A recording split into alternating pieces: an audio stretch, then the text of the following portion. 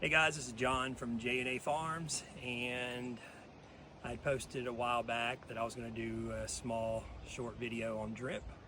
I see a lot of posts, people asking how to do drip irrigation, or I see the help.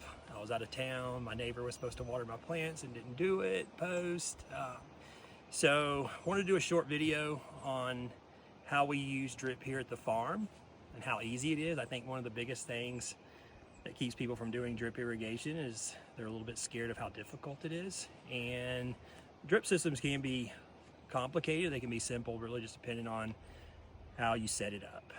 So here at the farm, I don't know if you can see behind me, but all these beds are done under drip. The garden up top will be done in drip. We have a couple other plots that we're going to do in drip. This particular one and this one are set up more like a traditional irrigation system. We've got different zones. We've got 3 zones of irrigation out here that runs all on drip. And then in the building behind me over here, we have a timer.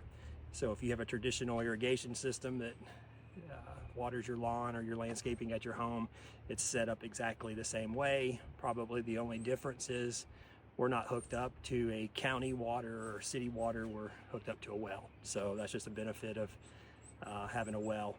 But other than that, everything's hooked up. A lot more goes into that. We have to have a main water line. We have to have a true electrical source for that system. So for us, it's worth the extra work, but if you're just doing backyard garden and you may be on a budget, you may not want to go that route. It requires you tying into your main water source, like the same water source that feeds our house feeds these irrigation systems. So obviously we had to be able to cut into those. Fortunately for us, my background is in landscaping and horticulture and irrigation. So for me to be able to do that, it's pretty easy, but I can understand how it could be complicated to someone who's not familiar with it. So what I'm going to show you today is, and I may end up doing another video later showing how we hook up to a traditional irrigation system, but for today, this is just like a very simple irrigation drip system that anybody can do for with very little skill set and really very little money. And everything that we're going to use today, I'm sure can come from like Amazon. For today, we bought some of this stuff that we'll end up using at Home Depot. I'm sure Lowe's sells it as well. Most of the time we would buy from more of like an irrigation dealer, but some of the stuff that we needed for this we didn't have. So a couple of things you're going to have is obviously an outdoor water spigot. We have these freeze-free ones that we use here, but whatever you have on your house absolutely works. And then you're going to need a water hose, standard water hose. I wouldn't recommend like any of the tangle-free flat hoses. Just a regular garden hose, and we just took the one off of a water trough.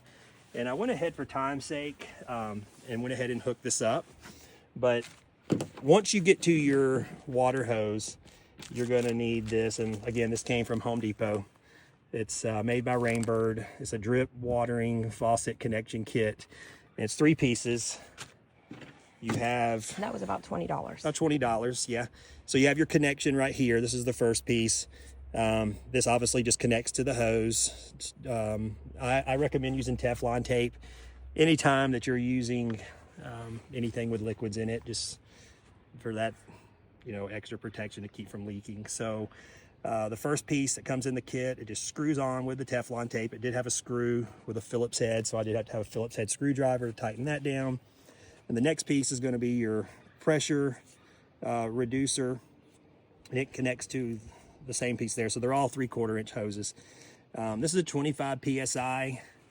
For a simple system, I don't get too concerned about the psi. You can buy different ones, but for the video's sake and what came in the kit, it's a 25 psi. And then the next one connects directly to the pressure reducer, and all it is an adapter that goes from the 3/4 inch hose bib to a barbed in on the end, connects the drip hose. And all that was in the kit? All that was in the kit. So all those 3 pieces, with the exception of the Teflon tape. I mean, they're like $1 or so at Home Depot, usually in the plumbing section. From there, you're going to go to your drip line.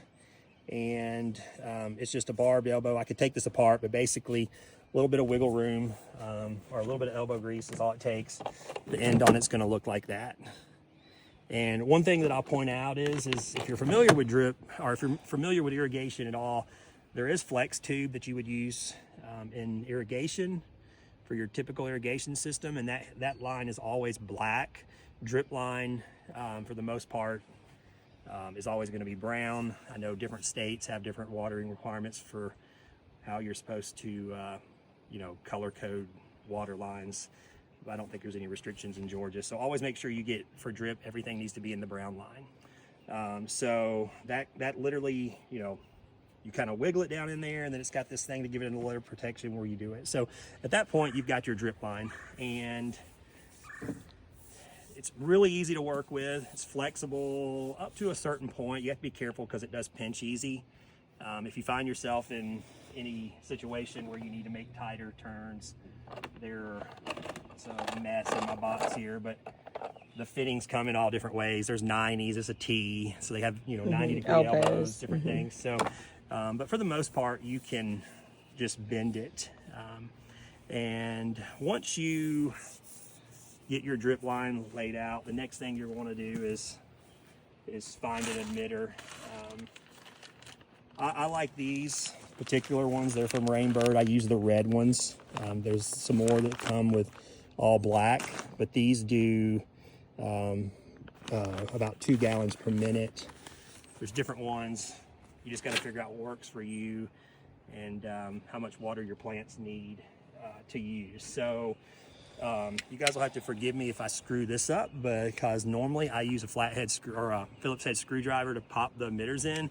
But this is a neat little tool right here. It's about $14 at Home Depot, and you can pop the hole for the emitters, and you can also use this in if you need to cut it. So cool. Hopefully this will not blow up in my face, literally. But what you would do is so if this is running through your flower beds or your vegetable gardens, then you're going to make sure that where the plant is obviously where you put the emitter. Right. So there's no spray out. It's literally dripping right at the base of the plant. So what you'll do is you will make sure it doesn't spray. It probably will, because this water is actually on. All right, so it's made a little hole there. That was easy. Yeah, and you're going to take your emitters.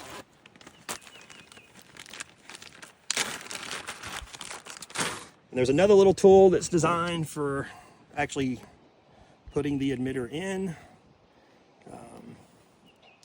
Again, I've not used that before, so I'm just going to do it the old-fashioned way. But red out. Yeah, so red goes out. So it will pop in, and there it goes. So obviously you may say there's not a lot of water coming out of that. It's because I have the end open, because I knew I was going to be popping a hole into it for the video. I didn't want to spray on me, so you can see it's just dripping. This is what you'll have on the end. It sounds very, very simple, but believe it or not, this is literally it. They're just these figure eights, and it's as simple as that. It cuts the water. They just call it a clamp, right? Yes, it's like a figure eight clamp. And then as you can see, you've got your water dripping there. Now it's coming out more. Yeah. Now, again, some of this stuff is new to me because it's a little bit of a different system than what we normally use at the farm. To me, there's a little bit too much water coming out of that. So if I was going to do this, I might use a different pressure reducer. Now that I'm thinking about it too, I would imagine too is we've got one emitter on this whole line, right? So all the water is being forced out of this. So the more you put on it, the more emitters you have, the more or the less water is going to come out of each head. So another thing you'd want to do is these, we refer to these as sod staples.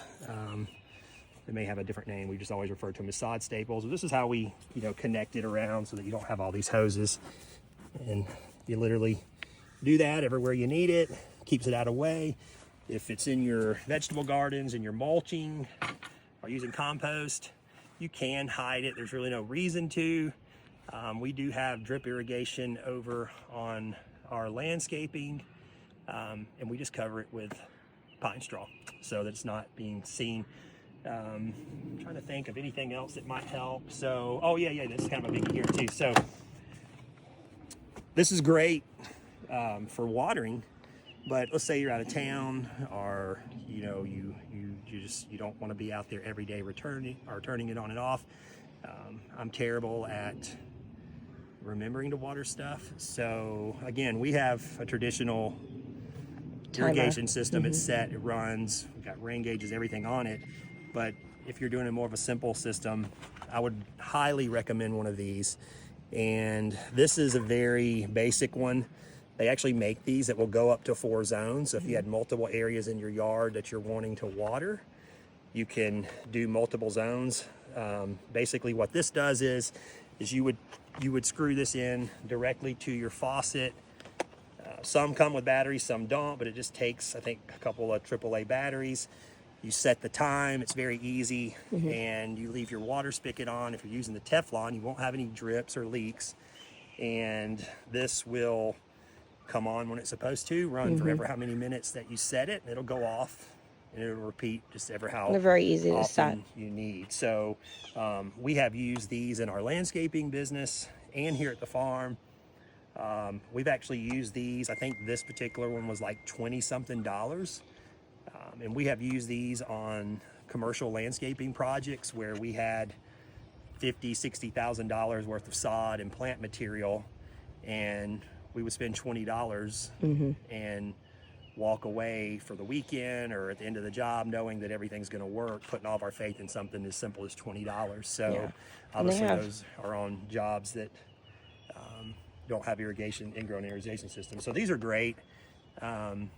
There's even fancy ones. There's fancier ones than this. They, believe it or not, they even have ones that are Bluetooth compatible, and you can set from your phone.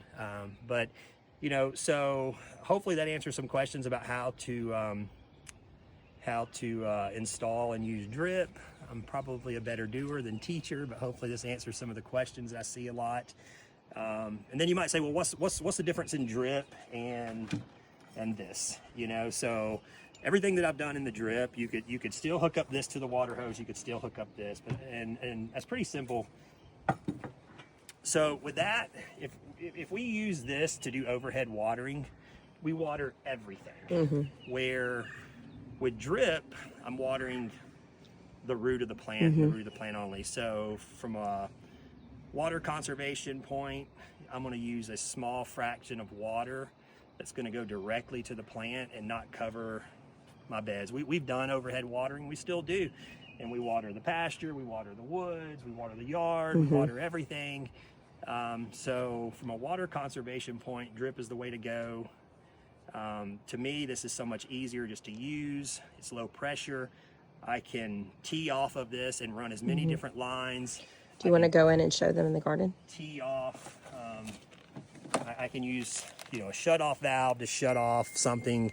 You know, if we were to fertilize some of our plants or seedlings, but I don't want to water this stuff over here, simple turn of that, I can shut it off.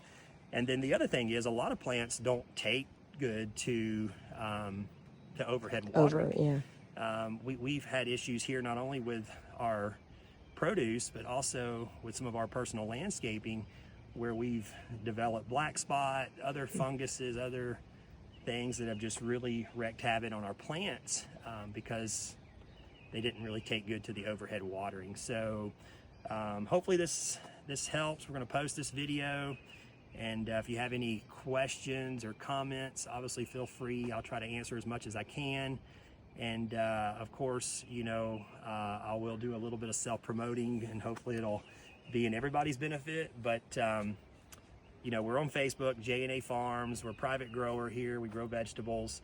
But it's kind of our goal too to also help educate people about landscaping and farming. People always say, why don't you have a YouTube channel? Really, it comes down to time. We just don't have a whole lot of free time. There's 7 acres here, and we both work jobs off the farm. And so as you can imagine, you know, having to edit videos and things, is not something we have a whole lot of time for, but we plan to do a lot of different videos, watching the garden pages, and when I see frequently asked questions, maybe that's the kind of stuff I'll lean to more in my videos. So again, not necessarily trying to do any type of self-promotion as much as, you know, we're big gardeners. We look at it as a garden community, and if we can help people out, then we get some joy out of that. But we're at J&A Farms in Decula, Georgia. That's where you can find us if you want to follow us for more videos. All right, enjoy.